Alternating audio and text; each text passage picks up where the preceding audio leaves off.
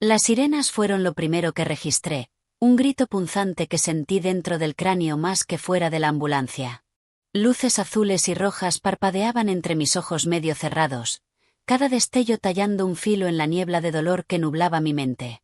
Alguien hablaba cerca de mí, una voz constante cargada de urgencia, serena en la superficie pero temblorosa por debajo. Clare, ¿puedes oírme? Quédate con nosotros. Quise asentir, pero mi cabeza parecía de concreto. Cada respiración me arañaba la garganta, como si el oxígeno fuera un privilegio que alguien había decidido que debía ganarme. La camilla vibraba bajo mí con cada giro de la ambulancia. Sentía un escozor en la mejilla donde la piel estaba abierta, el pelo pegajoso por lágrimas secas y algo cálido a lo que me negué a ponerle nombre. ¿Quién te hizo esto, Clare? Dinos quién te hizo daño. Parpadeé con fuerza y, en lugar de las luces del techo, vi fragmentos de una lámpara de cristal volando en cámara lenta, atrapando el sol de la tarde como estrellas hechas trizas. Oí la voz de mi padre, no la suave para los invitados, sino la dura para mí. No humilles a esta familia. Luego, el chasquido de una palma contra la piel, mi piel, el mundo inclinándose. El puño de mi madre enredado en mi pelo, su voz tensa y furiosa como si yo hubiese arruinado todo. Y, en la esquina de mi visión hecha agua, Ethan, mi hermano pequeño, que ya no era tan pequeño, sonriendo como si mi dolor fuera un chiste. Llevaba años esperando verlo. El pecho me ardía mientras el paramédico repetía la pregunta, más suave esta vez, como si ya supiera la verdad pero necesitara oírla de mí. No fue un desconocido. Exhalé las palabras, apenas audibles, con sabor a metal y a desamor. Fue mi familia. Querían un BMW. La frase me pareció absurda incluso a mí, pero era cierta. Un coche de lujo, un trofeo de cumpleaños, un símbolo de estatus para el hijo que nunca hacía nada mal. No para la hija que pasó 18 años rellenando huecos, limando bordes, siendo útil hasta que la utilidad se volvió expectativa y el amor, condicional. Oí un pitido acelerarse, seguramente mi corazón traicionando toda la fortaleza que siempre fingí. Aguanta, Clare. Te tenemos. Llevaba tanto tiempo fingiendo estar bien que la amabilidad en su voz casi dolía más que los golpes. Se abrieron las puertas y el aire nocturno me golpeó frío y afilado.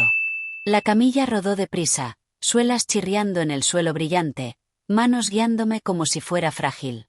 No estaba acostumbrada a que me trataran con cuidado. Estaba acostumbrada a callar, a portarme bien, a ser la segunda detrás del chico de oro que lo obtenía todo mientras yo aprendía a encogerme, tragar y sobrevivir. Fijé la vista en las luces blancas de arriba, cada una desdibujándose en la siguiente como mis 18 años mezclándose en una historia que nunca me dejaron narrar. Una enfermera me apartó el pelo de la frente y, por un momento, no me sentí invisible. Vamos a cuidarte muy bien, cariño. Nadie en mi familia me llamaba así desde hacía años. Sentí una lágrima deslizarse por la sien, y casi me disculpé antes de recordar que ya no debía disculpas. Alguien deslizó una pulsera en mi muñeca y giré lo justo para leer las letras. Clare, mi cumpleaños, mi grupo sanguíneo. Me pareció irreal que una banda fina de plástico contuviera más reconocimiento de mi existencia que mi propia casa. Si estás oyendo esto, es probable que conozcas a alguien como yo. El primogénito que lo mantiene todo unido. El que creció deprisa para que otros siguieran cómodos. La responsable, la confiable, la invisible. Y quizá conozcas el momento en que el deber deja de sentirse como amor y empieza a sentirse como cadenas. El mío ocurrió en un destello de vidrio y de rabia y en la voz de mis padres diciéndome que mi valor empezaba y terminaba con lo que podía dar. Di y di hasta quedarme sin nada salvo silencio. Y mi silencio fue mi rebelión. Fue mi no final en un mundo que solo aceptaba sí. Mientras me llevaban a trauma, entendí algo con una claridad que cortaba.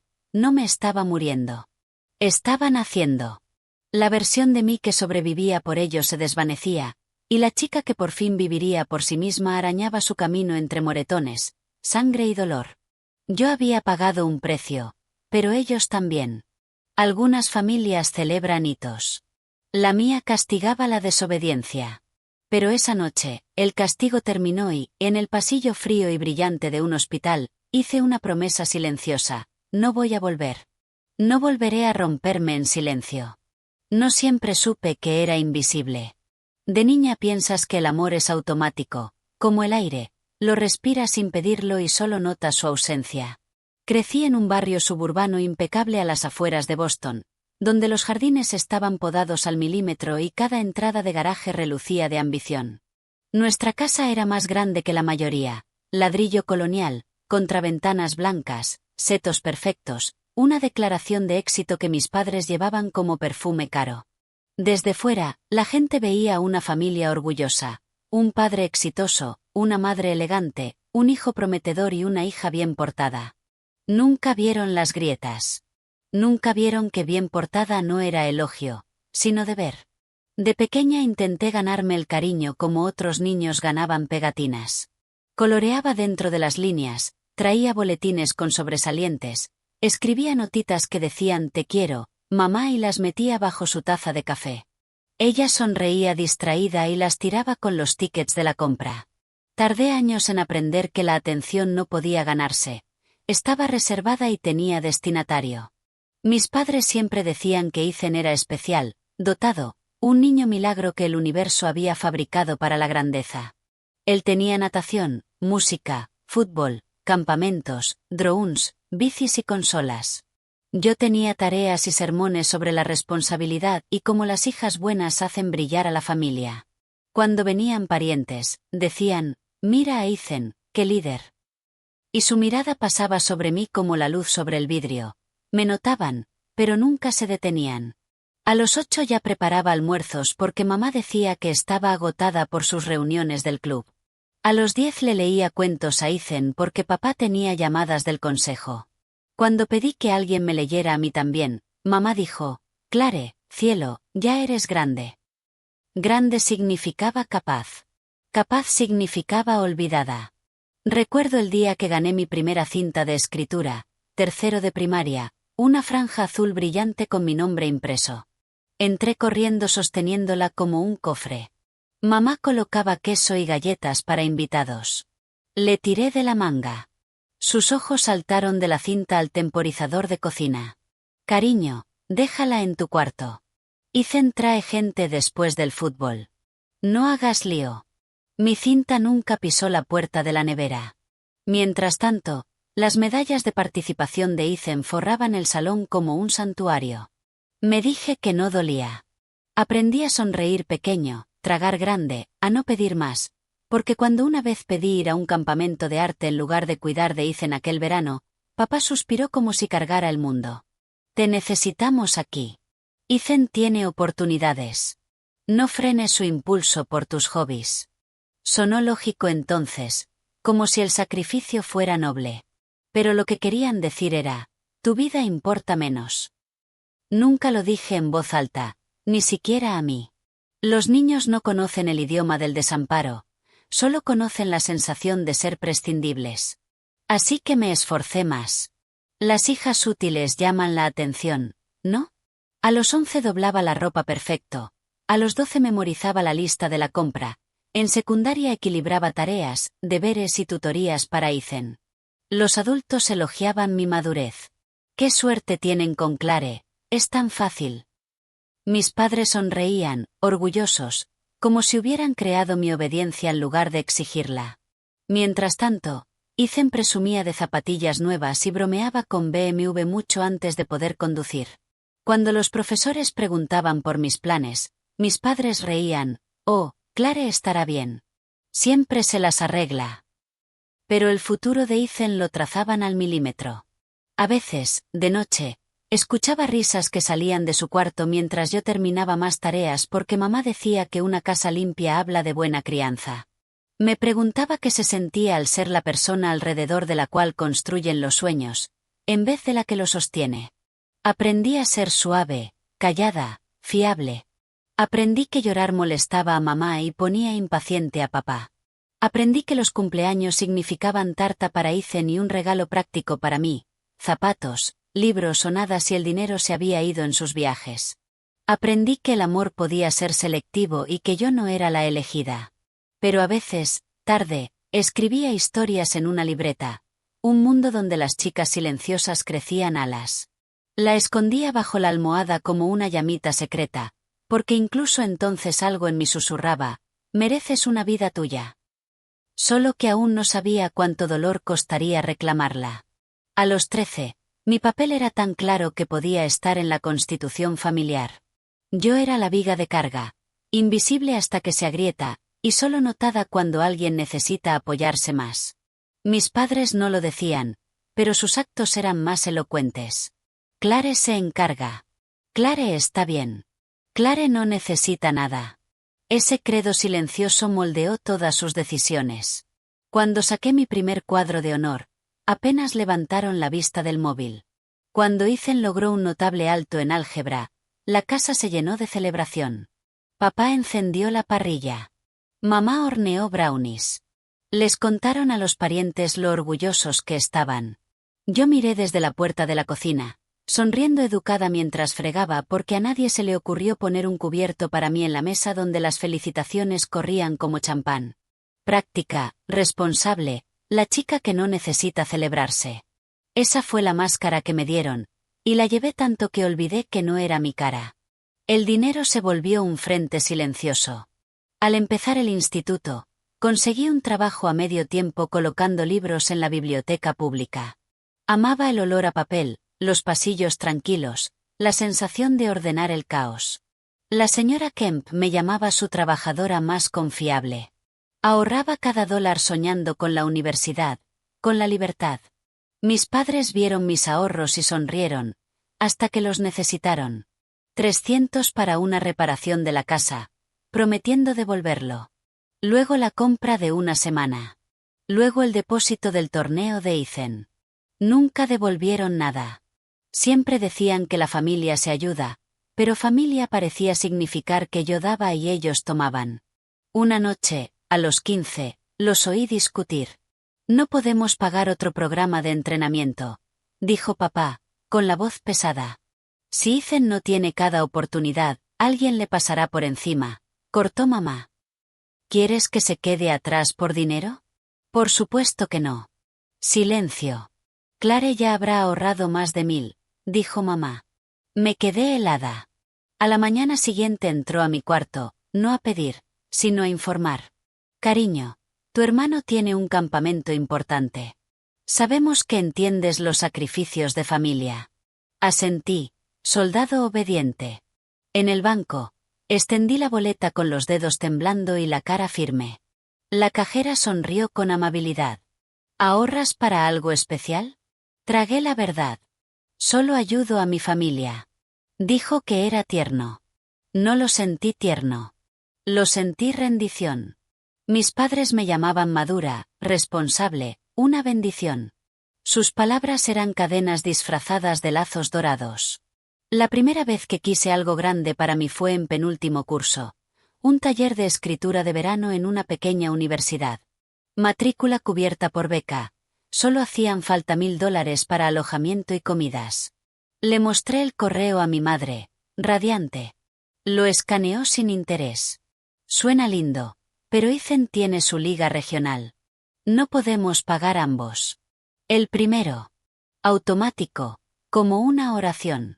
Entrené el rostro para la gratitud. Tragué la decepción hasta hacerla parte de mi digestión. A la señora Kemp le dije que no iría por responsabilidades familiares. Frunció el ceño con esa ternura de los buenos adultos cuando huelen que algo va mal sin poder nombrarlo. Clare, tienes talento. Necesitas espacio para crecer. Me encogí de hombros. Por dentro, me endurecí un poco. A los 16, cuando llegó mi primera oferta de beca, mis padres presumieron, no de mí, sino de ellos. La criamos bien.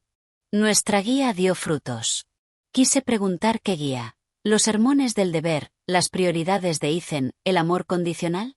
Callé, porque el silencio compraba paz, y la paz era moneda. Ethan, mientras tanto, flotaba. Le compraron un portátil nuevo, que usaba para jugar. Yo remendé el mío con cinta. A los 17 le dieron un coche, un BMW usado, no el prometido después, pero aún así. Es necesario para su imagen y contactos, decían. A mí, Papá me dejó una bici oxidada. El transporte forja carácter.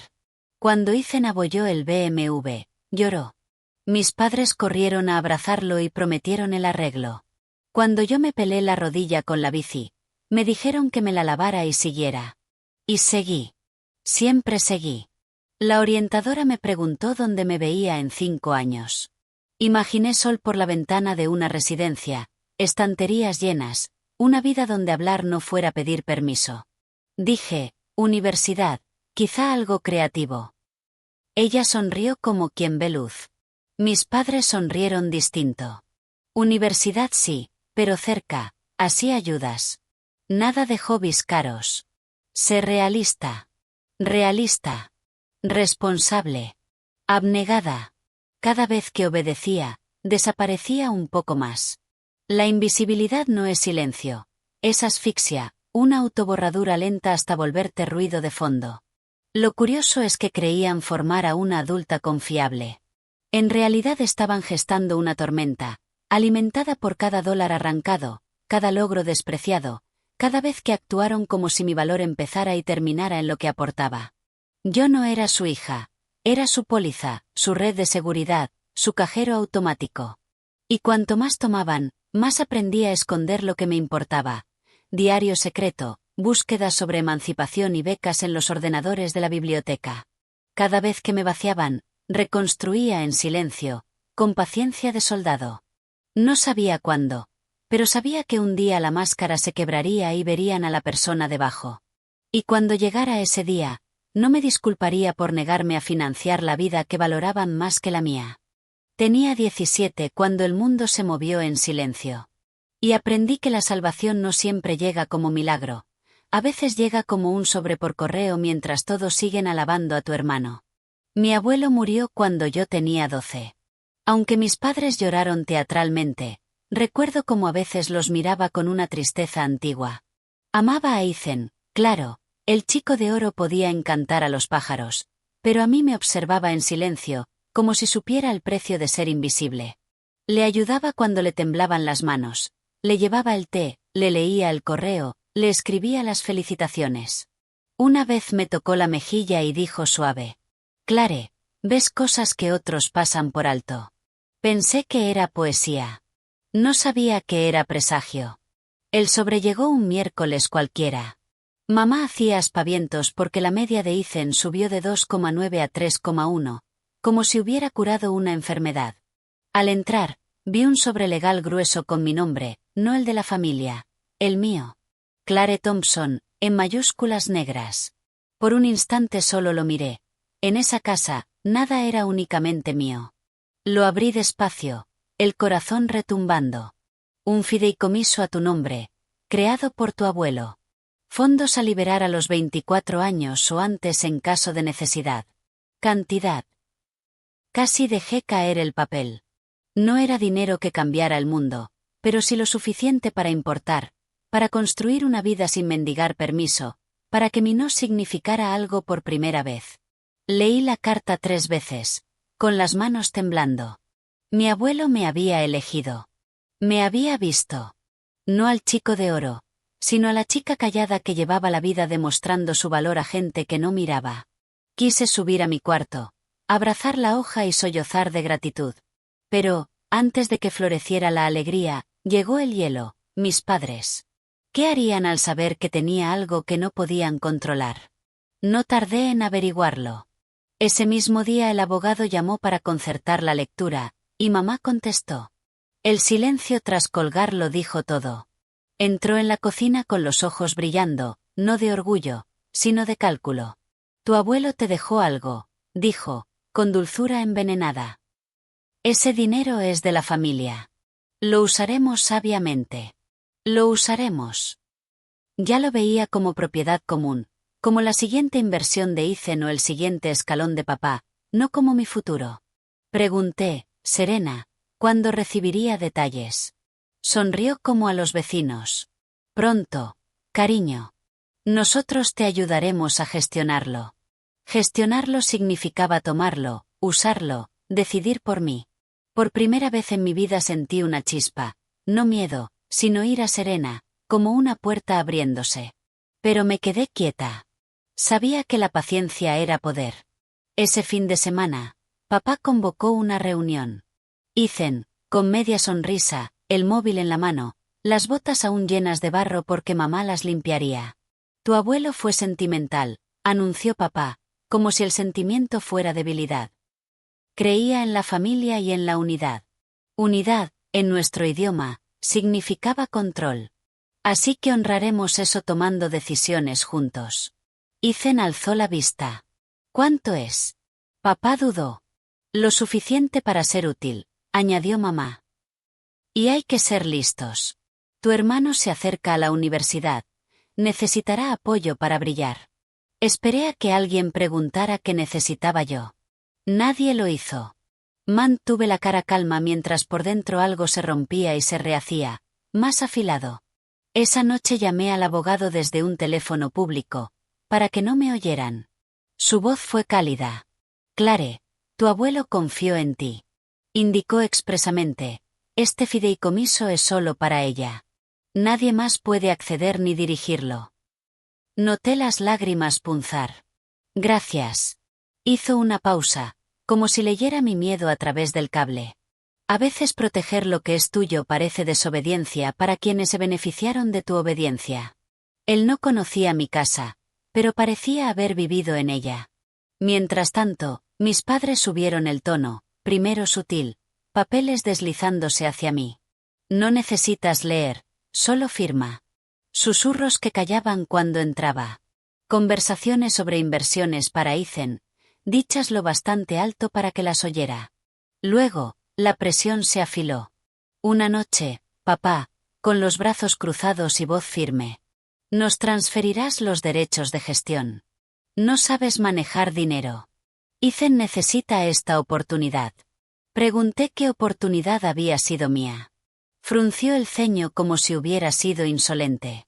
Tu hermano lleva el apellido. Tú te casarás y tu marido proveerá. Ese libreto viejo corría por nuestra sangre. Las chicas dan, los chicos ascienden. Sentí náusea, la traición tiene sabor. Supe que si entregaba ese fondo, nunca volvería a controlar mi vida. Sería el motor del destino de otros para siempre. Los días se volvieron una guerra callada. Culpa de mamá, lágrimas, escenas, autoridad de papá, amenazas, discursos de lealtad, y las burlas de Ethan. Firma ya, Clare. Tú ni vas a necesitar ese dinero. Papá te mantendrá hasta que te cases. ¿Casarme? Como si mi vida entera ya estuviera trazada al servicio de un hombre que ni existía. Yo callé, levantando muros por dentro, ladrillo a ladrillo. El silencio, antes jaula, se volvió armadura. Cuando la culpa falló, probaron con la lástima. Una tarde, mamá rondó a mi lado, ojos rojos como si llevara horas llorando. Clare, me encuentro fatal estos días. El estrés mata. Necesito paz en casa. Si me quisieras, no crearías tanta tensión. Miré sus manos teatrales y me pregunté si ensayaba frente al espejo. Quise gritar. He querido tanto a esta familia que me costó a mí misma. Tragué. En su mundo, mis sentimientos no cabían. Y entonces apareció la primera grieta de miedo real. Una tarde, papá golpeó la encimera con la palma tan fuerte que di un brinco y se me cayó la taza. La porcelana se hizo añicos como mi esfuerzo eterno por mantener la paz. Su voz bajó, afilada. No me pongas a prueba, Clare. Te lo hemos dado todo. Le debes a esta familia. Clavé la mirada en el suelo, respirando con cuidado, temiendo que cualquier gesto encendiera la mecha. Ethan rió por detrás, un sonido cruel y divertido que me revolvió el estómago. Mi hermana no entiende la lealtad. Se cree la estrella ahora. Mamá chistó a medias, pero los ojos le brillaron de acuerdo. Empecé a quedarme más tiempo en la biblioteca después de clase, no porque necesitara trabajar, sino porque necesitaba respirar. La señora Kemp notó mis manos temblorosas cuando registraba libros. Me preguntó, ¿estás segura en casa? Mentí de forma automática. Estoy bien. Pero bien se sentía como un disfraz bajo el que me asfixiaba. Las noches se volvieron pesadas, La casa silenciosa pero tensa, como si todos esperaran mi rendición o mi ruptura. Ethan se paseaba como un príncipe, pavoneándose con todos los privilegios que yo había ganado indirectamente para él. Mi fondo fiduciario ni siquiera había tocado su vida todavía, y ya creía que le pertenecía. Una tarde me acorraló en el pasillo, bloqueándome el paso. Estás siendo dramática. Deberías agradecer que papá cree en mí. Las mujeres no necesitan ese tipo de dinero. Lo dijo con naturalidad, como si anunciara el clima, como si mi futuro fuera una nota al margen. Lo aparté de un empujón, el corazón golpeándome fuerte, pero el rostro sereno. Empecé a esconder documentos, a proteger la información bancaria del portátil. Usaba los ordenadores de la biblioteca, contacté con el abogado, cambié contraseñas, encontré artículos sobre abuso financiero en el hogar y entendí que mi historia no era rara. Mi dolor no era único. Ese conocimiento fue un consuelo frío, pero me dio fuerza. Mi madre intentó el bombardeo de amor después, cenas elaboradas, posits que decían orgullosa de ti, cariño, contando a los parientes lo considerada que es Clare, que se ocupa de todo en casa. Los halagos me parecían trampas. Cada amabilidad iba seguida de una petición, de una charla sobre el futuro de Ethan y sobre lo mucho que importaba mi papel. Mi papel, la viga invisible, otra vez. El punto de inflexión llegó un viernes por la tarde. Papá me tendió unos papeles y dijo: «Firma esto». Su voz estaba tranquila, pero demasiado tranquila, como hielo, no agua. El pecho me latía a golpes. Pasé los ojos por las palabras, aunque no lo necesitaba. Era control disfrazado de protección. Permitir supervisión parental. Acceso a consulta discrecional de la beneficiaria. Frases bonitas para ocultar un robo. Dejé el bolígrafo. Necesito tiempo para pensar. Se le tensó la mandíbula. Piensas demasiado. ¿Crees que sabes más que nosotros? Lo miré, temblando pero firme. Creo que sé lo que necesito. El silencio se espesó. Mamá aspiró bruscamente, como si hubiese blasfemado. Ethan resopló. Papá se inclinó lo suficiente como para que oliera su colonia, de esa cara que señala poder. No hagas de esto algo feo, Clare. Las familias que pelean se hacen pedazos. Su voz bajó a un susurro que cortaba más que un grito. Podemos quebrarte con amor o con fuerza. No elijas el camino difícil. Se me detuvo la respiración. Eso no era un consejo paterno. Era una amenaza. Y lo aterrador fue lo casual que lo dijo, como si la violencia fuera una herramienta doméstica. Fui a mi habitación con las piernas flojas, el pulso rugiendo, los oídos zumbando. Cerré la puerta y, por primera vez en mi vida, eché el cerrojo. Me senté en la cama abrazándome, sin llorar, porque llorar se sentía peligroso, expuesto. Siempre había creído que la lealtad era seguridad.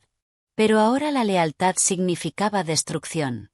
Algo dentro de mí susurró con claridad: ya no es seguro aquí. Y, por primera vez, escuché. La noche en que cerré con llave fue la noche en que algo antiguo y tierno en mí salió por fin a la superficie.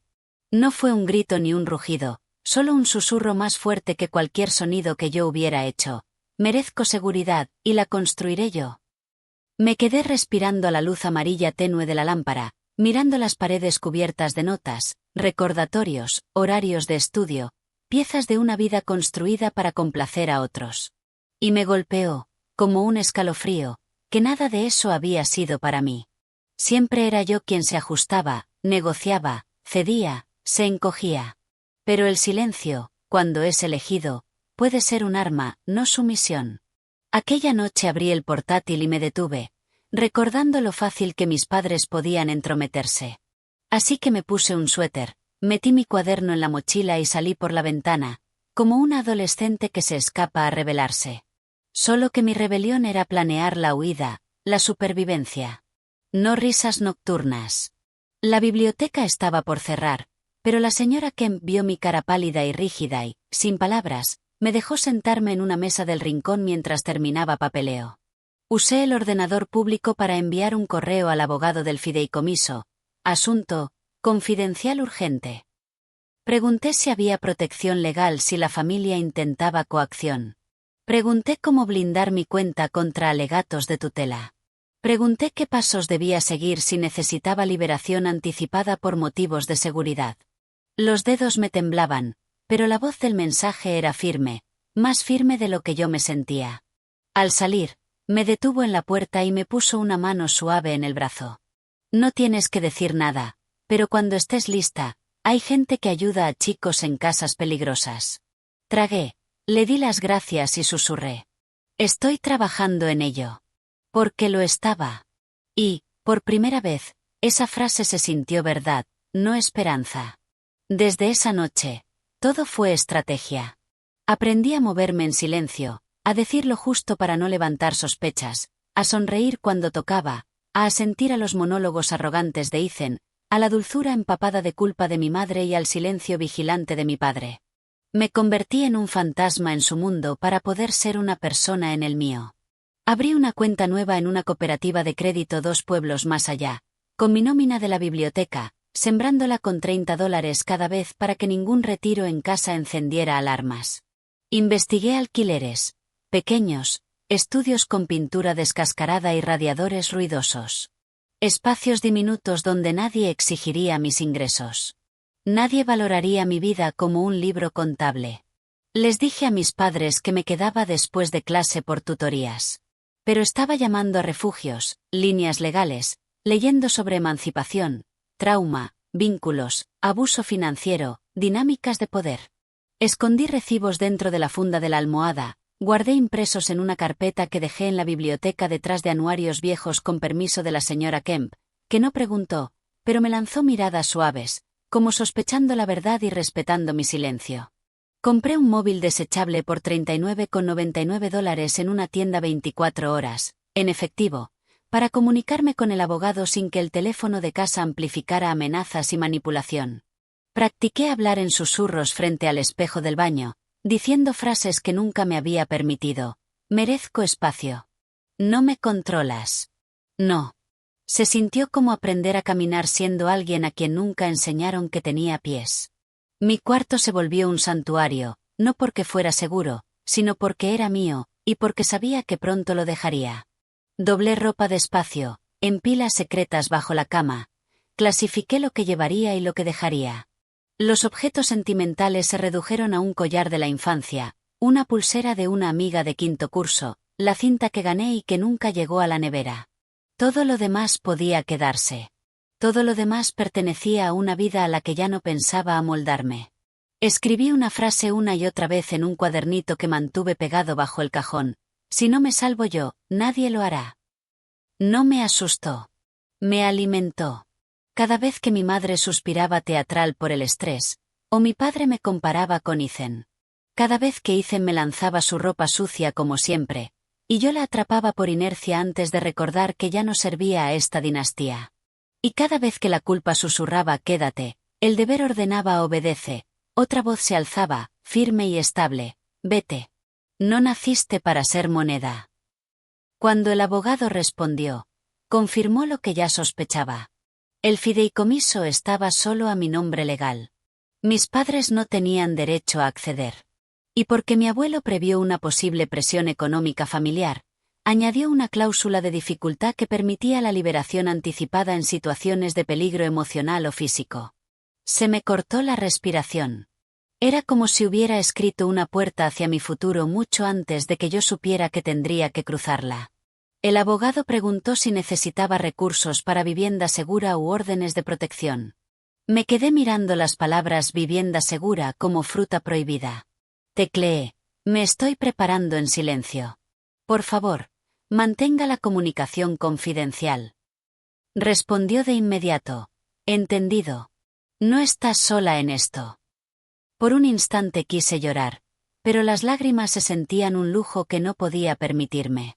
Exhalé despacio y dejé que el acero se asentara más hondo en mi espalda. Empecé a tantear pisos en trayectos de autobús, fingiendo recados. Un lugar particularmente ajado en Maple Street me habló, no porque fuera encantador, sino porque parecía anonimato, un sitio donde nadie esperaría nada de mí salvo la renta. Tracé rutas en el móvil, encajé líneas de transporte, programé visitas a campus universitarios lo bastante lejos como para elegir mi vida. Entré a una tienda de segunda mano, compré una maleta usada por $5, densa y con todo, y la oculté dentro de una caja de donaciones en mi armario, bajo mantas, para que nadie preguntara por qué la necesitaba. Mi silencio se volvió medido, no miedoso. Aún les hablaba, pero era charla de superficie. Mi voz real estaba echando raíces. Las cadenas perdían agarre. Hubo momentos de culpa, viendo a mi madre planear el banquete deportivo de Ethan como si fuera una boda real. Momentos en que papá presumía de su éxito futuro. Momentos en que Ethan me arrojaba su equipo sucio como siempre, y yo lo atrapaba antes de recordar que ya no servía a esta corte. Y cada vez que la culpa susurraba «quédate» y el deber obedece, la otra voz respondía «vete». No naciste para ser moneda. La noche que terminé de asegurar el banco y de confirmar mis opciones del fideicomiso, me senté en el suelo entre listas y mapas y susurré al aire vacío. Voy a ser libre. La voz me tembló, pero era real. Era mía.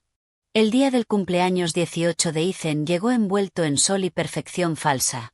Una de esas tardes suburbanas en Massachusetts en que los vecinos sonríen demasiado y los jardines parecen peinados por orden judicial. Todos interpretan la felicidad ante un público invisible y nuestra familia era el acto principal. Me desperté temprano porque la costumbre es una prisión que dura incluso cuando las rejas ya se aflojan. Bajé y vi a mi madre colocando centros florales sobre la encimera de mármol, como si acomodar símbolos de nuestra reputación importara más que las personas que respiraban dentro de las paredes. Sus perlas brillaban sobre el suéter, y no me miró al principio. Solo agitó una mano perfectamente arreglada. Clare, saca los pasteles luego. Necesito ir por hielo. Asentí, aunque ya había decidido que ese sería el último día que asentaría por obligación. Ethan bajó a los minutos. El pelo perfectamente despeinado en ese estilo de niño rico, luciendo un polo de diseñador que él no pagó. Sonrió a mamá, le tomó la mano y la hizo girar como si ella fuera la estrella de su desfile personal. 18 nunca se vio mejor. ¿Mamá? Él sonrió de medio lado. Mi chico guapo, todo un hombre, brilló ella. Sus ojos se deslizaron hacia mí como una nota al pie. Clare se asegura de que todo salga perfecto. Por supuesto, confiaba en mí para dirigir el espectáculo. Siempre lo hacía. Y esta vez no sabían que yo ya había elegido mi salida. Me moví en silencio entre los preparativos. Poner platos, acomodar servilletas, alinear cubiertos, alisar manteles. El cuerpo iba en piloto automático de tantos años, mientras la mente regresaba a la carpetita escondida en la biblioteca, llena de documentos que me liberarían. Papá entró a media mañana, móvil en mano, voz grandilocuente, como si cerrara tratos del mundo en lugar de batallas de ego suburbano. Asintió con aprobación a Ethan y a mí me dedicó una mirada rápida. Clare, quiero que estés lista para tu momento luego. ¿Mi momento? Pregunté en voz baja, sabiendo que dolería, pero necesitando oírlo. Sonrió como un rey a punto de dictar decreto. Cuando le entregues las llaves del coche a tu hermano, deberías sentirte orgullosa de contribuir a su éxito. El estómago se me encogió, aunque ya conocía esa fantasía suya. Me imaginaban avanzando en obediente silencio, dándole a Ethan una llave de BMW. Invitados aplaudiendo, como si mi independencia financiera fuese un simple atrezo para elevarlo a él. Me pregunté si entendían lo grotesca que era esa imagen, o si de verdad estaban ciegos. Probablemente ciegos. El privilegio puede ser su propia ceguera. Los invitados llegaron en oleadas hacia el mediodía, perfumes caros flotando en el aire, mezclados con el olor de carne a la parrilla y césped recién cortado. La risa subía como burbujas de champán, y vi a madres elogiar a otras madres, a padres darse palmadas exhibiendo logros, a adolescentes comparar relojes y universidades, y yo me movía entre ellos sin ser vista, como personal de servicio en vez de hija. La gente alababa la decoración, el posible futuro de Ethan con beca de baloncesto, aunque no hubiera ganado ninguna, asumida porque a los chicos como él los crían para ser admirados. Alguien dijo que merecía un coche de lujo porque los campeones llegan con estilo. Mamá rió como si fuera una verdad natural. Oí a una mujer susurrar a otra que debía de ser una maravilla tener una hermana tan comprensiva que entiende su lugar. Algo se me retorció en el pecho, pero seguí caminando. Cuidado, cuidado, cuidado. Las luces alrededor de la piscina enmarcaban el patio, aunque el día las deslucía, y Ethan estaba en el centro como un príncipe en ascenso, aceptando la atención con humildad ensayada que en realidad era soberbia bañada en encanto. Cuando alguien preguntó por mis solicitudes universitarias, él se metió por medio. Clare se quedará cerca. Sabe que la familia va primero. Los invitados asentían aprobando, como si esa frase fuera hermosa en vez de asfixiante. Sonreí con educación, porque explotar en público era su miedo, no el mío, y yo quería que tuvieran miedo, pronto. Cuando se juntó más gente, me deslicé dentro a respirar, apoyando la espalda en el granito frío y mirando mi reflejo en el vidrio del mueble.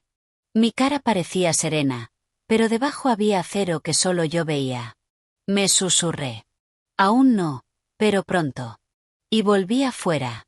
La montaña rusa emocional fue dura aquella tarde, momentos en que los viejos instintos tiraban de mí para ceder, para ser útil, para ser buena, seguidos por oleadas de claridad que me recordaban que ya me iba. Que ya me pertenecía. Alrededor de las 3, papá tintineó su copa con un tenedor para llamar la atención y las conversaciones se apagaron. Sonrió a Ethan con esa sonrisa amplia de padre orgulloso que hace que los vídeos caseros parezcan cuentos de hadas. Hoy celebramos a nuestro increíble hijo, que cumple 18, entrando en la adultez, listo para conquistar el mundo. ¡Salud! Mamá se llevó la mano al pecho con dramatismo. Ethan posó, absorbiéndolo. Luego papá giró hacia mí. Y, por supuesto, a su maravillosa hermana Clare, que siempre lo ha apoyado. Se me apretó la garganta. Ahí venía. Todos sabemos que Ethan está destinado a grandes cosas, y las grandes travesías requieren el vehículo adecuado. Hubo murmullos de complicidad. Papá extendió la mano hacia mí como un director marcando la entrada de una actriz. Y Clare tiene algo muy especial que presentar. El silencio fue un aliento contenido. Las miradas se volvieron, las cabezas giraron. Hasta los pájaros parecieron callarse. Me quedé quieta, el corazón estable, ya no corría, porque el miedo había sido sustituido por la decisión mucho antes. Ethan sonrió de lado, con los ojos brillando de expectativa. ¿Dónde está, Clare? No lo hagas incómodo. Las uñas de mamá se clavaron suave en mi brazo por detrás, un susurro entre dientes. Sonríe y dale a tu hermano su regalo. Por un momento, los viejos reflejos trataron de salir, asentir, obedecer. Pero dejé que el instante se estirara hasta que la tensión se hiciera visible. Entonces hablé claro, sin elevar la voz, sin drama, solo verdad. No hay coche. Se oyeron suspiros como una brisa. Un hombre se atragantó con el champán. Ethan parpadeó lento, luego rápido, el rostro contrayéndose. A papá se le endureció la mandíbula. Mamá soltó un quejido pequeño, como si alguien hubiera apuñalado su orgullo. Los miré a los ojos, uno por uno. El fideicomiso me lo dejaron a mí, no a ustedes. No para financiar la vida de Ethan, ni para sostener su imagen social. La voz me tembló una vez, luego se afirmó, porque la verdad se fortalece cuando la dejas respirar. Es mi futuro y me lo quedo. Un murmullo recorrió la multitud, rompiendo las sonrisas pulidas. Ethan dio un paso, apretándome el brazo con fuerza, los dedos hundiéndose. Eres una egoísta desagradecida. Nos debes. Lo miré a los ojos. No le debo a nadie por existir. Papá se movió tan rápido que el cambio sobresaltó a los invitados. Las sillas rasparon cuando se levantó, la rabia endureciéndole la cara. Clare, no nos hagas pasar vergüenza. Dale las llaves ahora mismo. No hay llaves. Y no soy su inversión. Clare, chispeó mamá. Basta. Vas a destruir esta familia. Negué despacio. La destruyeron cuando me convirtieron en moneda en lugar de hija. Por primera vez en 18 años vi algo desconocido en sus ojos. No molestia. No decepción. Miedo. Miedo real. Porque por fin entendieron que yo tenía poder. Ethan farfulló, furioso, la voz quebrándose. Esta fiesta es mía. La arruinaste. Lo miré con una suavidad que no era bondad, sino liberación. El mundo no gira a tu alrededor. Nunca lo hizo. Más suspiros. Alguien murmuró. Dios mío, se plantó. Otro susurró. Bien por ella. Y unos cuantos adolescentes junto a la piscina se miraron como si acabaran de presenciar una rebelión secreta que les emocionaba. La cara de mi padre se heló en furia fría. Te vas a arrepentir, Clare.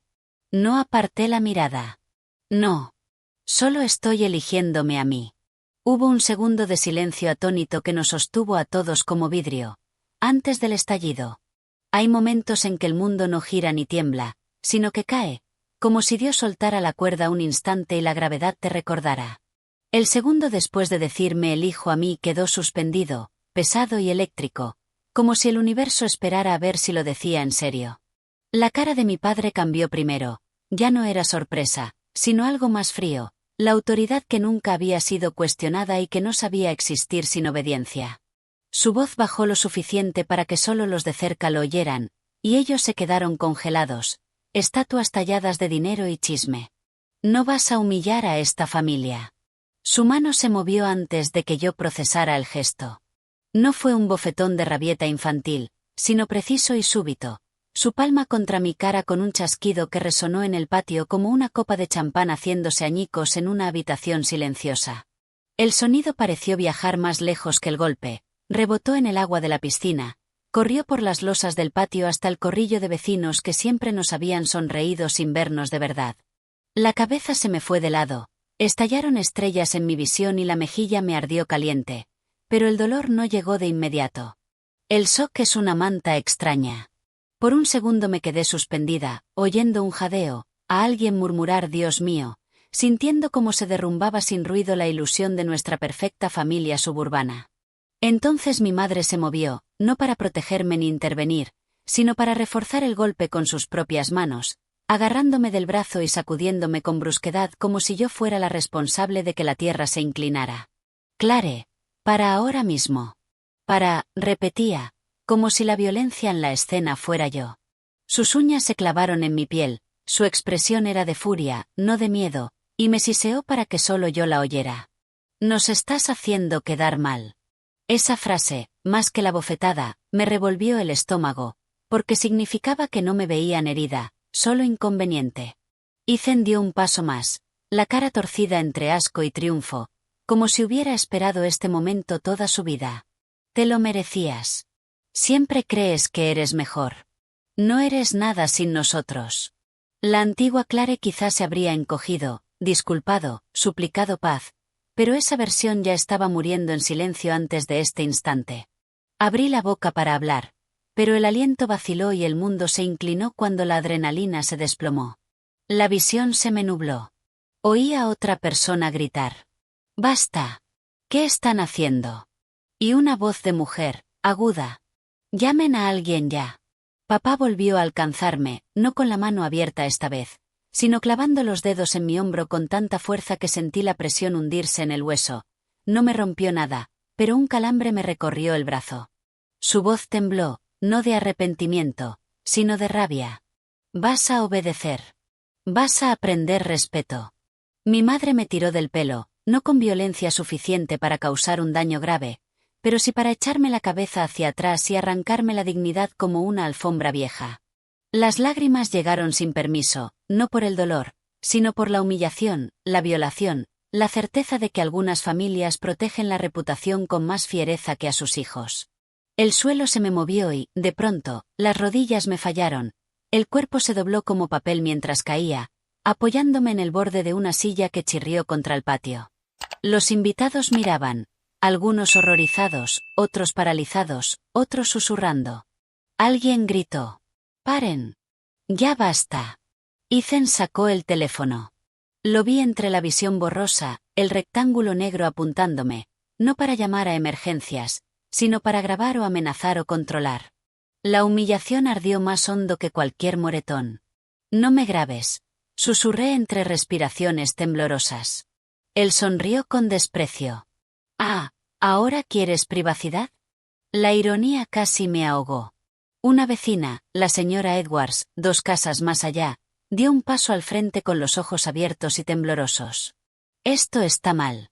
Alguien marque emergencias. Y entonces todo se aceleró, como ocurre cuando el control se rompe. Manos se estiraron hacia mí, pero no gentiles. El agarre de mi padre apretando otra vez. La voz de mi madre subiendo al pánico, no por mí, sino por la imagen. Ethan murmurando. Lo arruinaste todo. La mejilla me latía, el cuero cabelludo me punzaba, pero nada dolía tanto como entender que el amor allí era condicional a la obediencia, y yo por fin había roto la regla. Entonces una voz fuerte quebró el hechizo, un hombre junto a la parrilla, gritando. Llamen a emergencias ahora. Su tono era de mando, de alguien acostumbrado a urgencias. Pisadas aceleradas. Un teléfono marcando. Mamá le siseó. No metas a extraños. No entiendes. Pero él la ignoró. Intenté incorporarme. El mundo giró con violencia y volví a caer, el cuerpo doblándose suave, no dramático, como un árbol rindiéndose al viento. El oído se me llenó de estática, los sonidos deshilachados en un túnel lejano, como bajo el agua. La gente gritaba, mi madre dijo algo entre sollozos, mi padre maldijo. Ethan retrocedió por primera vez, y en su cara se coló, por una rendija, la incertidumbre. Sentí césped frío bajo las yemas de los dedos aunque seguía sobre el cemento. Quizá mi imaginación, intentando darme suavidad. Alguien se arrodilló a mi lado, una voz desconocida de mujer, frenética pero amable. Cariño, no te muevas. La ayuda viene. No pude responder. El pecho me sacudía solo y me supo a hierro, tenue pero real. Y entonces las sirenas aullaron, cortando la paz suburbana de pastos perfectos como juicio. Los técnicos entraron por la verja, uniformes azul brillante, voces firmes, calmadas, ensayadas. ¿Qué pasó aquí? Se cayó, mintió alguien. Se desmayó, insistió otro. El técnico miró mi mejilla, mi brazo, mis temblores, y su rostro se endureció con esa seriedad profesional de quien sabe que la verdad grita más que las excusas. Señorita, ¿puede oírme? Me llamo Clare, susurré, automática, vieja costumbre de cortesía. Asintió. Bien, Clare, bien. ¿Alguien te hizo daño? Mi madre chilló. No, se desmayó. Está muy emocional últimamente. Pero el técnico me miró directamente, ignorándola. Ahora estás a salvo. Dímelo. Y por fin dije en voz alta la verdad que llevaba años como plomo. Fue mi familia. Me hicieron daño. Se le marcó la mandíbula. Señaló a su compañero. Documentar lesiones. Avisar a la policía. Me levantaron a la camilla con firmeza y cuidado. Colocaron un soporte acolchado en el cuello porque el mareo seguía. El cielo giró arriba, azul brillante y cruel. Parpadeé. Las lágrimas resbalaron de lado. Al sacarme por el jardín vi rostros. Shock, culpa, curiosidad, algo de lástima. Y, entre ellos, mis padres, congelados como si su mundo se hubiera resquebrajado. Mamá intentó tocarme, pero el técnico la bloqueó. Señora, dé un paso atrás. Ella jadeó. ¿Cómo se atreven? Él respondió, sereno pero tajante. Señora, ahora es nuestra paciente. Ethan se quedó quieto, el teléfono abajo, la cara pálida, el primer atisbo de miedo en él. No por mí, sino por las consecuencias. Mi padre abrió la boca para discutir, pero se detuvo porque los vecinos grababan, porque había una autoridad que no podían controlar, con placas y guantes. Me cargaron en la ambulancia, el mismo metal frío bajo el cuerpo que en mi recuerdo del principio, mi futuro filtrándose en el presente. La puerta se cerró, apagando el patio. Mantente despierta, Clare. ¿Estás bien?, me habló el técnico, suave. Las lágrimas por fin salieron sin contención, silenciosas, corriendo por las sienes. No estaba bien, aún no. Pero estaba libre, en la forma más dolorosa y aterradora en que llega la libertad. El cuerpo me temblaba, el corazón golpeaba, y, bajo el dolor, una semilla de victoria ardía tenue, obstinada, intacta. Se acabó ser su sacrificio, susurré tan bajo que casi no me oí. Las sirenas me alejaron de la única casa que había conocido, rumbo a la seguridad y a la verdad y a un futuro donde me pertenecería. Las puertas se cerraron y el mundo afuera se redujo a un zumbido distante, dejando solo los pitidos del monitor y mi propio latido recordándome que seguía aquí, viva, magullada, pero no rota. En ese espacio estrecho y estéril, algo dentro de mí se templó en acero. El miedo seguía, sí, pero dejó de ser amo y empezó a ser combustible. El técnico me sostuvo la muñeca con cuidado mientras tomaba el pulso y habló bajo, como quien conoce emergencias de las que nadie habla en las barbacoas del vecindario. Clare, ahora estás a salvo, ¿de acuerdo? Asentí, aunque a salvo aún me sonaba a idioma que no había practicado. Las luces del hospital se volvieron halos mientras me llevaban a urgencias. Las enfermeras se movían sin prisa inútil, con la eficiencia de quienes han visto demasiadas hijas llegar temblando y en silencio. Una enfermera de ojos marrones, tranquilos, se inclinó y su voz fue suave pero firme. Vamos a cuidarte. ¿Hay alguien a quien podamos llamar que no sea familia? La pregunta cortó más hondo que la bofetada, porque la respuesta mostraba una verdad que había evitado. No, a nadie. Aún no. No se sorprendió. Solo asintió, tomó nota y me apretó la mano una vez, como una promesa. Me limpiaron la cara, comprobaron constantes, buscaron traumatismo craneal. Incidente doméstico, presunto, murmuró el médico a una enfermera. Oír esas palabras en voz alta, sin tener que justificarlas, fue como abrir una ventana en un cuarto sin aire. Llegó una trabajadora social, portapapeles en mano, ojos amables y humanos, no clínicos. Me llamo Ángela. Estoy aquí para ayudarte a entender tus opciones. Tragué. Se sentó a mi lado, no por encima como autoridad, sino a la misma altura, como reconocimiento. Clare, en Massachusetts el personal sanitario es reportador obligatorio. Presentaremos un informe a la policía local. No tienes que presentar cargos hoy, pero tu plan de seguridad importa. Seguridad. La misma palabra del correo del abogado. Algo en mí se ancló. Entiendo, asentí. Me entregó folletos sobre órdenes de alejamiento, protección de emergencia, alojamiento de emergencia. No los necesitaba impresos porque mi mente ya iba varios pasos por delante, pero sostenerlos era como tener llaves, no papeles. Un agente llamó suavemente antes de entrar. Respetuoso, no displicente. Joven, treintañero, pelo recogido, placa brillante. Soy el agente Rivera. Queremos escuchar tu versión. No estás en problemas. Tomé la bocanada más profunda en años y dije la verdad. Sin dramatismos, solo hechos, cada frase un ladrillo en los cimientos de mi libertad. Me exigieron el fideicomiso, querían que comprara un coche a mi hermano, cuando me negué me pusieron las manos encima. Él tomó notas, preguntó con precisión, se le tensó la mandíbula cuando dije que mi madre me había tirado del pelo. Solicitaremos una orden de protección esta noche, afirmó. No tendrás que volver allí salvo para recoger tus cosas, y si lo haces iremos contigo. Se me llenaron los ojos, no de dolor ni de miedo, sino por sentir que el poder cambiaba, callado. Esa tarde llegó también el abogado del fideicomiso, traje ligeramente arrugado de la carrera, las gafas empañadas por el frío. Me miró con reconocimiento, como si hubiera previsto este día, aunque yo hubiera deseado que no llegara. Clare, siento que hayas tenido que pasar por esto. Su voz tenía gravedad, no lástima.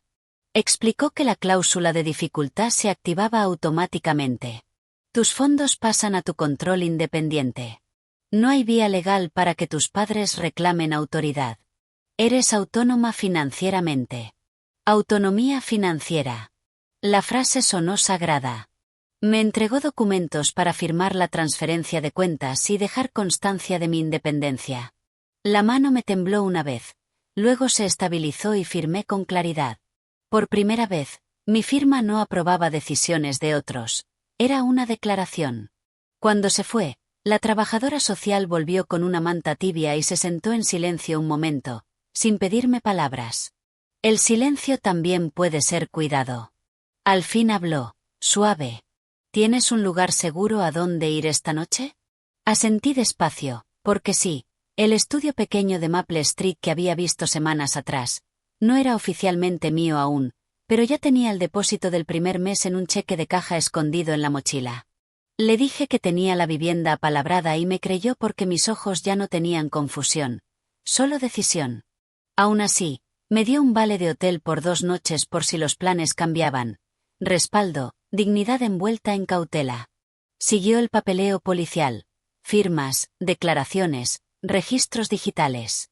Me explicaron que tendría una vista para la orden de protección en 72 horas y que alguien notificaría legalmente a mis padres, restringiendo el contacto. Pensar en ellos recibiendo ese sobre me retorció el estómago, no por culpa, sino por justicia alcanzándolos. Imaginé el jadeo teatral de mi madre, la mandíbula apretada de mi padre. Imaginé el silencio atónito de Ethan y luego su reproche. No sentí culpa, solo duelo por una familia convertida en campo de batalla. Cerca de medianoche, una enfermera me trajo ginger ale y galletas, comida de trauma, suave y constante. Dijo en voz baja. He visto chicas quedarse. Tú no. Eso requiere fuerza. No lo olvides. Asentí, agradecida. Al llegar el alta, el médico insistió en el seguimiento y la enfermera me dio la tarjeta de una terapeuta de trauma. La guardé con cuidado en la cartera, junto a la tarjeta de mi cuenta del fideicomiso, 2 clases de recuperación. Salí caminando, no con bata, sino con mi ropa, la mejilla aún palpitando, el cuerpo doliendo, la espalda recta. Afuera, el aire frío de otoño mordió mis pulmones. Las farolas filtraban un amarillo tenue. El agente Rivera me acompañó hasta un taxi sin obligación de hacerlo. Abrió la puerta y se detuvo. Hiciste lo correcto. Gracias, dije, y lo sentí. El trayecto fue silencioso, luces de la ciudad deslizándose, el corazón ya estable, no frenético. La habitación de motel donde pasé esa noche era pequeña, muebles de madera oscura, manta áspera, pero era mía por el momento, y nadie podía irrumpir para ordenarme nada. Me senté en la cama, la maleta a los pies, y exhalé por primera vez sin contener nada. Alivio, tristeza, orgullo, dolor. Se sentaron conmigo como viejas conocidas a las que por fin miraba de frente. Saqué el diario y escribí una línea, lenta y controlada. Me elegí y sobreviví. Luego otra. Mañana empiezo a construir mi vida, no la suya. Puse la alarma a una hora razonable. Al día siguiente presentaría peticiones oficiales, recogería papeles, visitaría el apartamento, finalizaría las transiciones bancarias. La libertad no es un sentimiento. Son tareas, prácticas y firmes, y estaba lista. Antes de dormir, apagué el móvil, el real, y sostuve el desechable. Confirmé el correo del abogado con las fechas de corte. Susurré en la habitación quieta. Ya no les pertenezco. Y el silencio que siguió no fue vacío, sino paz. El karma no llega con fuegos artificiales ni música dramática. Aparece callado en sobres legales con pliegues marcados, en llamadas susurradas y en escaleras frías de vecinos que antes te admiraban. A veces huele a café rancio en el pasillo de un juzgado, porque ahí es donde la verdad se registra y el orgullo se humilla. 3 días después de la fiesta, estaba frente al juzgado con un suéter sencillo y vaqueros, el pelo recogido, los moratones amarillos ya apagados, y la vista para la orden de protección por delante. Las hojas crujían arriba, la brisa temprana de otoño cortaba el silencio de la mañana. Sujetaba mi carpeta llena de documentos y respiraba despacio. Cuando mis padres caminaron hacia la entrada, los vi más pequeños que en mi memoria, no porque lo fueran, sino porque ya no estaban en el pedestal que yo había tallado en la infancia. Papá vestía traje, pero la corbata torcida, la irritación mordiéndole la mandíbula.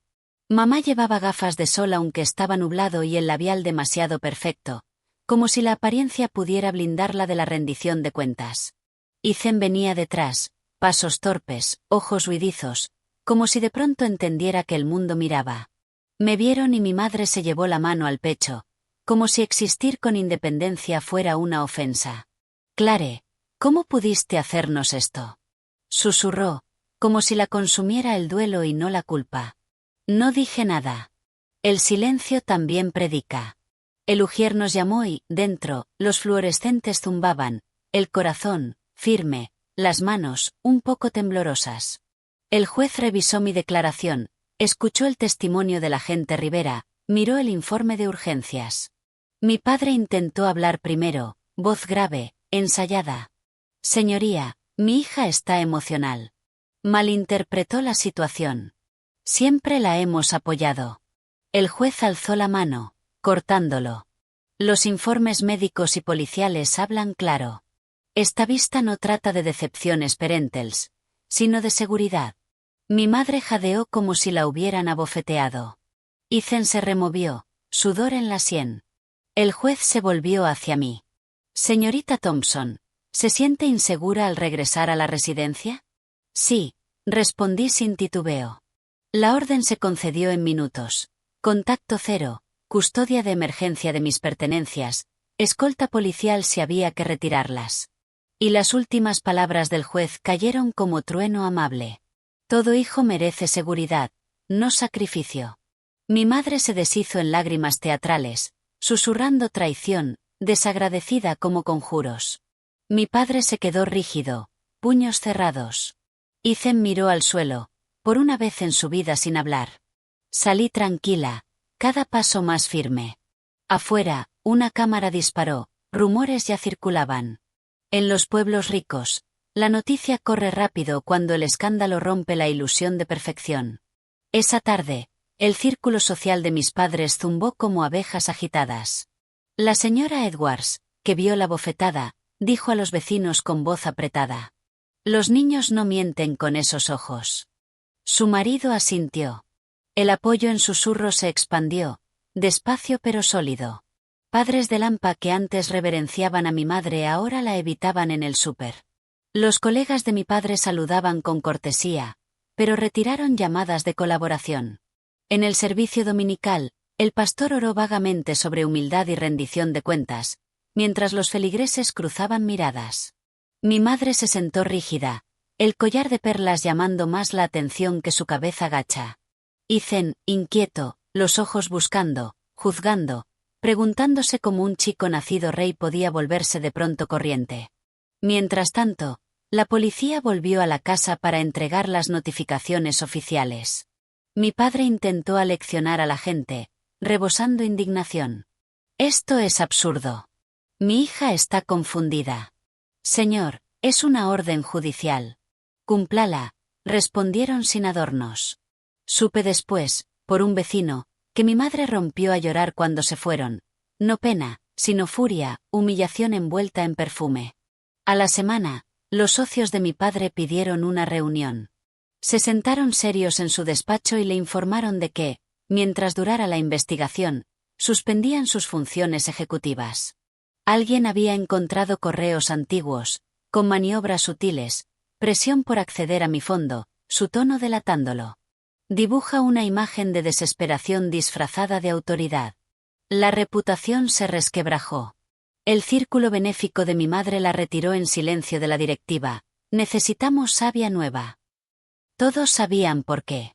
En los aparcamientos del colegio, las madres susurraron sobre su mano en mi pelo, sobre la bofetada oída en el vecindario. Su imagen pulida se mustió. Los que antes envidiaban su vida de escaparate ahora le tenían lástima. En esa crueldad social cuando se cae el barniz dorado. El mundo de Ethan se derrumbó más lento, pero más pesado. Su entrenador de baloncesto llamó una tarde. Me enteré por un amigo común. Por la atención en línea y preocupaciones de carácter, revisamos su beca. Alguien filtró su cara burlona llamándome nada. Ese clip corrió entre adolescentes, susurros en pasillos y grupos.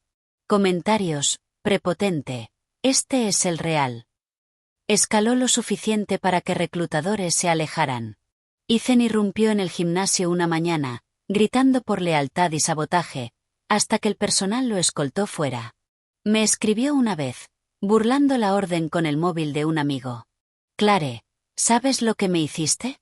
Miré el mensaje hasta sentir aliviarse el peso. Respondí 3 palabras que sabían a liberación. «Gánatelo».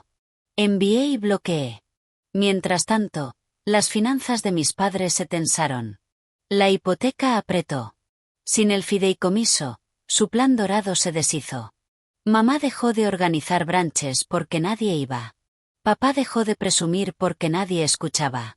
Intentaron fingir fortaleza en público, publicando frases sobre familia y perdón, pero los comentarios debajo respiraban verdad. ¿Dónde estuvo el perdón cuando ella necesitó protección? Anónimo. Pero yo sabía que venía de alguien que me había visto. El karma no es venganza, es claridad. Y la claridad se extendió por el pueblo como aire fresco de invierno. Meses después, la policía me escoltó a recoger mis cosas. Crucé la puerta conocida, antes símbolo de estabilidad, ahora caparazón hueco. La casa olía a limpiador de limón y tensión. Mi madre estaba en el recibidor, mustia pero aún actuando dignidad, la voz quebrada. Clare, por favor, podemos arreglarlo. Tendió la mano, pero el agente la detuvo. Señora, solo viene a recoger sus pertenencias. Pasé a su lado sin alterarme. Mi padre, en su despacho, la puerta entreabierta, la corbata floja, papeles por todas partes. Su imperio reducido a montones de facturas y privilegios revocados. No me miró al principio, luego giró, pálido, voz baja, cansada. Nos arruinaste. Por un momento, una punzada de duelo, no por él, sino por la versión joven de mí que habría creído esa mentira. Contesté suave. Se arruinaron cuando me pidieron que fuera el sacrificio de su orgullo. Recogí con cuidado objetos de infancia, sin apegarme, solo respetando a la niña que vivió allí.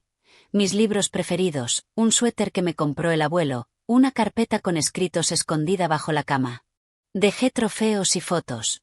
Pertenecían a la persona moldeada por el deber, no por la libertad. Al salir, mamá susurró, la voz quebrándose como hielo fino. ¿No nos quieres? Me giré despacio. El amor no se parece a la propiedad. Dejé las llaves en la encimera. 2 meses después aparecieron carteles de se vende. Ya no podían sostener apariencias ni pagos. Cambiaron a coches más baratos. Cancelaron tarjetas. Papá tomó un puesto menor en otra empresa. Sin despacho en esquina, sin influencia, sin galas. Mamá intentó un jardín más pequeño para probar que seguía siendo relevante. Solo fueron 2 invitadas y se marcharon pronto. Su Instagram se volvió silencioso. Sonrisas filtradas sustituidas por frases sobre sobrevivir tormentas, pero nadie comentaba. Ethan consiguió un trabajo a medio tiempo en una tienda del centro. Decían que lo detestaba, que se quejaba de los clientes y del salario mínimo. Lo vi una vez colocando cajas, la cabeza baja, los hombros tensos, cuando 2 chicos del colegio pasaron junto a él, susurrándolo bastante alto para que oyera, príncipe caído. Fingió no escucharlo, con la mandíbula apretada. No me acerqué. Hay distancias que son bendición. Y a través de todo, yo no chismorreé, no los difamé en línea, no celebré su caída con fuegos. Viví en silencio en mi piso nuevo. Plantas en el alféizar, sol dorado en el parquet, motas de polvo bailando en una quietud amable. Mi cuenta del fideicomiso pagó clases, terapia, independencia. Fui construyendo vida, pieza a pieza. En el súper, una mujer mayor me tocó el brazo con suavidad. Eres muy valiente por elegir la paz. Le sonreí pequeña, cálida. Fui a terapia. Aprendí a respirar entero, a separar amor de obligación, a entender que los límites no son crueldad, sino supervivencia. Algunas noches me senté junto a la ventana, la manta sobre los hombros, té en mano, sintiendo el latido estable, fuerte. A veces lloré, no por ellos, sino por la infancia que no tuve, por la vida donde los padres protegen en vez de exigir. Sanar no es línea recta, sube, baja, se expande. Pero nunca me arrepentí de elegirme. El karma no los destruyó. Yo simplemente me aparté, y cayeron del pedestal que habían construido sobre mi espalda. Sin mi trabajo, sin mi silencio, sin mi vida alimentando su imagen, su mundo se agrietó y el mío se abrió. Sanar no es un amanecer que aparece de golpe. Es la claridad que va trepando el horizonte, casi invisible, hasta que de pronto todo está iluminado y te das cuenta de que sobreviviste a la oscuridad mientras aún temblabas. La primera mañana en mi apartamento diminuto me desperté antes de la alarma, sin saber por qué. Por un momento, Esperé oír a mamá llamándome, a Aizen bajando a zancadas, a papá carraspeando para señalar desaprobación. En cambio, solo había silencio.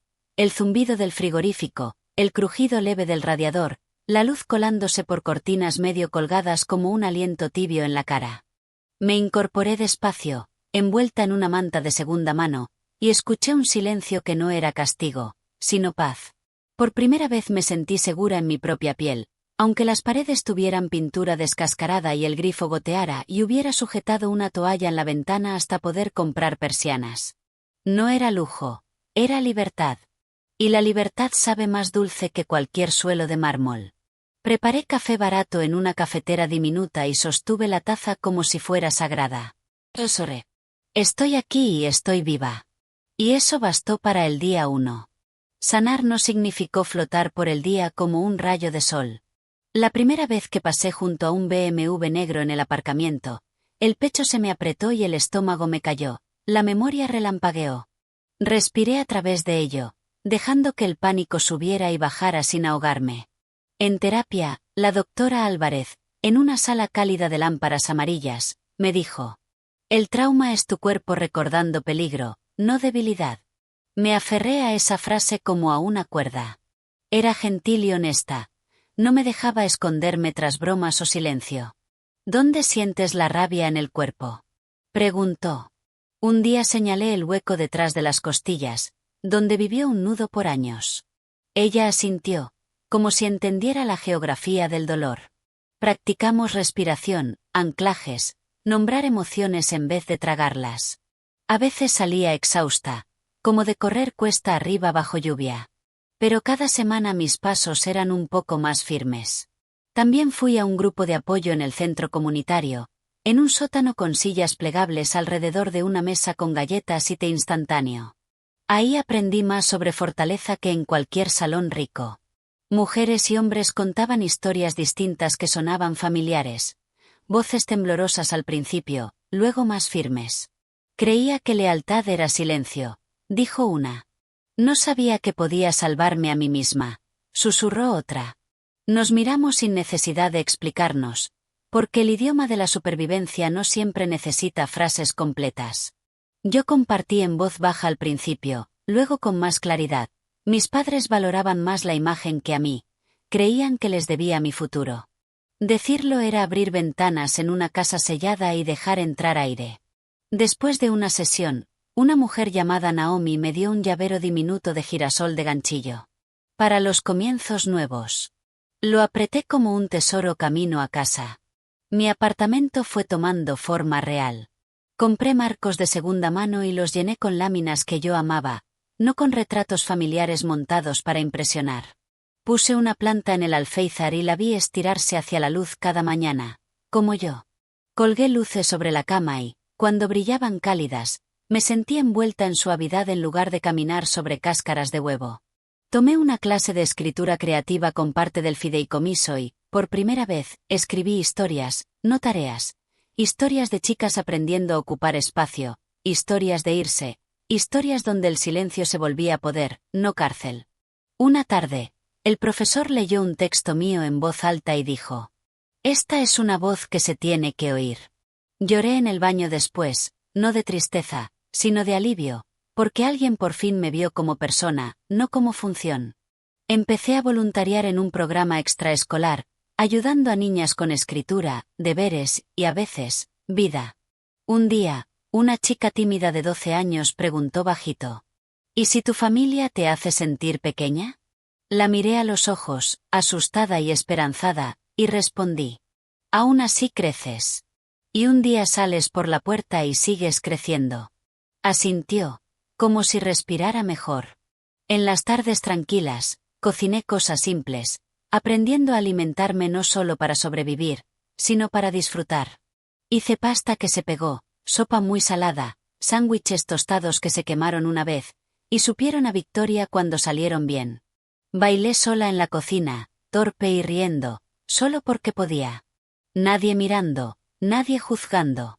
Los fines de semana recorrí librerías de segunda mano, tomé lattes de lavanda y leí poesía en una butaca sin prisa por volver para rendir cuentas. Reaprendí a descansar sin culpa, estirándome en mi sofá pequeño, leyendo hasta que los párpados pesaban. El dinero dejó de sentirse peligro y pasó a sentirse seguridad. Opciones. Presupuesté con cuidado para que el fideicomiso creciera. Me reuní trimestralmente con el abogado. Pregunté por inversión, educación, planes a largo plazo, cosas que solo tienen sentido cuando construyes vida, no estatus. La primera vez que miré el saldo sin sentir miedo, solo gratitud, supe que había cruzado una montaña silenciosa. Un martes cualquiera recibí una carta de mi padre, no a mano, sino mecanografiada, fría, pidiéndome reconsiderar, ir a terapia familiar, mostrar compasión por la familia que te crió. Sostuve el sobre un momento y lo partí en dos con cuidado. La compasión no es obediencia. La familia no es propiedad. Y sanar a veces significa no responder. Bloqueé el correo que llegó después sin leerlo. Cuando mi madre llamó desde otro número, llorando, con la voz quebrada, escuché 10 segundos y colgué. No necesitaba disculpas bañadas en autocompasión. Necesitaba paz, y la paz no nace de reabrir heridas. Ethan mandó un mensaje por un contacto común. Lo estoy intentando. ¿Podemos hablar? Elegí no responder. Intentar tras el daño no te da derecho a reconciliación. En días duros caminé junto al río, dejando que el viento peinara mi pelo, respirando agua y hojas de otoño, recordándome que el mundo es más grande que una casa donde me enseñaron, mal, que el amor tiene condiciones. Algunas mañanas aún despertaba de un salto, el corazón desbocado, esperando voces llamándome en seco. Pero entonces la luz tocaba mi cara, más suave que cualquier mano de esa casa, y me aflojaba. Aprendí a perdonarme también, por los años que me quedé, por las veces que creí su versión de mí, por la niña que nunca aprendió seguridad en casa.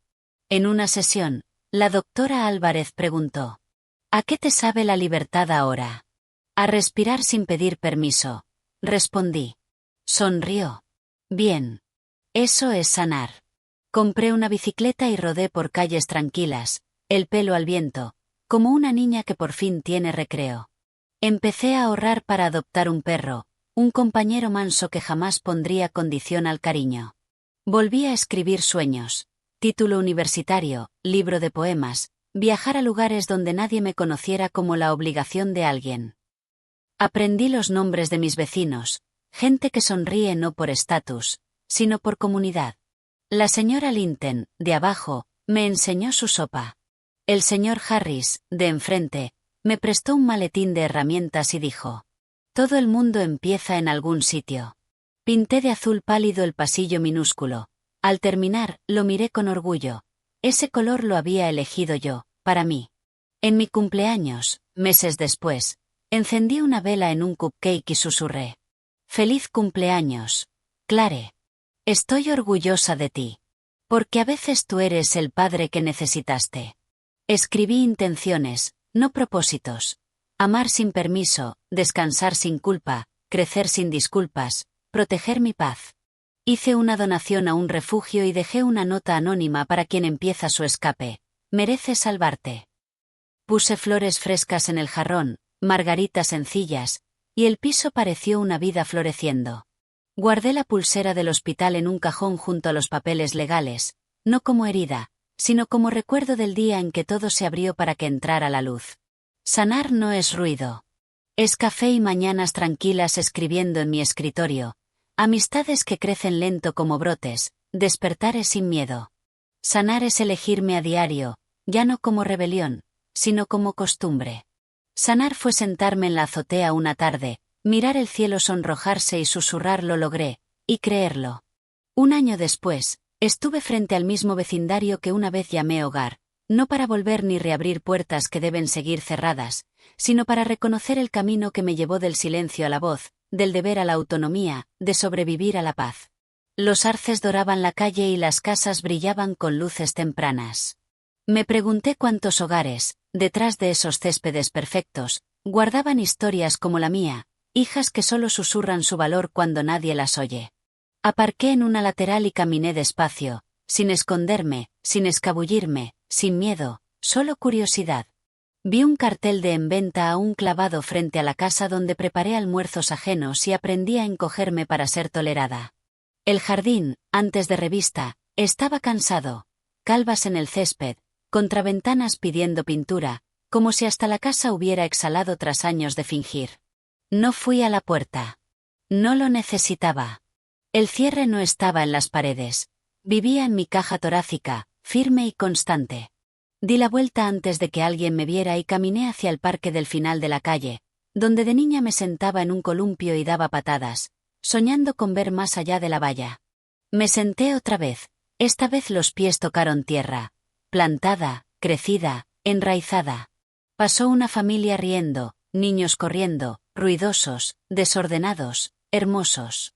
No sentí punzada ni envidia, solo ternura. El amor existe en el mundo, incluso cuando falla en una casa.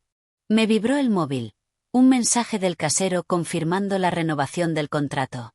Esa notificación minúscula fue un trofeo. Mi vida era mía, en papel y en práctica. El viento me levantó el pelo.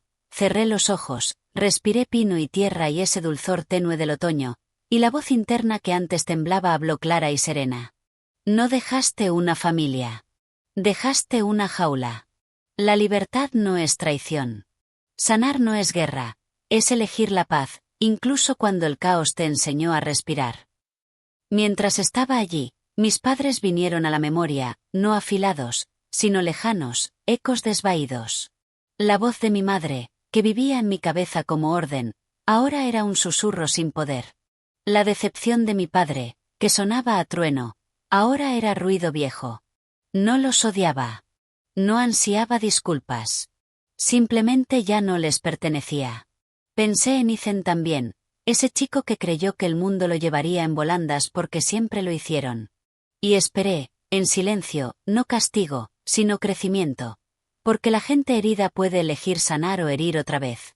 Recé para que eligiera lo primero, algún día.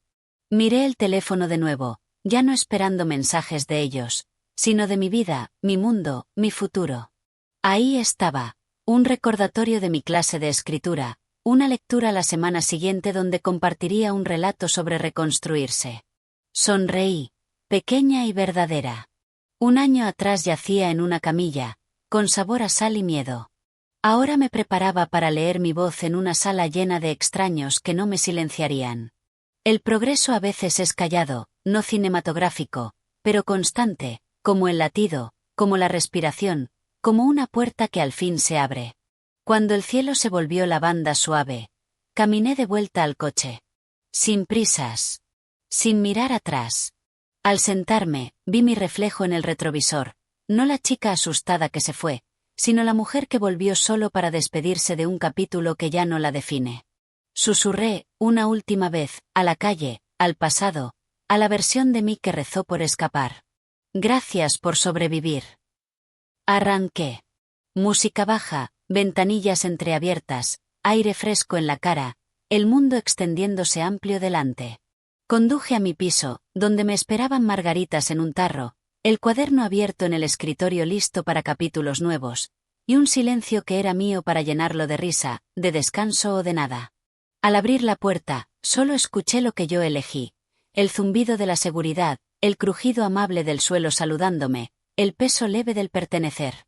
Dejé las llaves, miré la pulsera del hospital en el cajón y en vez de recordar dolor, recordé fuerza. Algunas heridas no te silencian, te enseñan quién merece tu voz. Y esa noche, mi voz era mía. Hice té, me acurruqué en el sofá y escribí 3 líneas en el diario. Soy libre. Soy completa. Estoy en casa. Las luces de la ciudad parpadearon afuera como estrellas que no esperan a la oscuridad.